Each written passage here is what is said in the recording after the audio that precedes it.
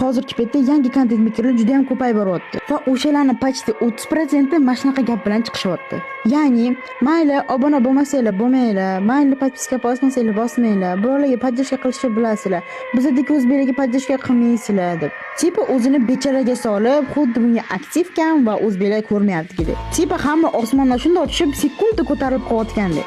Masalan, men o'zim 1,5 yil davomida faqat harakat qilib ko'tarilganman. Ya'ni, kechalari montirovka qilib, videolarni vaqtini kutib, uxlab qolgan joylarim bo'lgan darajada.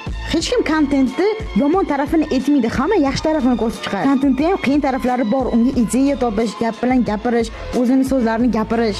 Prosta menga yoqmaydigan narsa o'zbekimiz hammamizni bechoraga solib, o'zimizni bunaqa qilmayapmiz, bularga podдержка ko'p, bizga podдержка yo'q.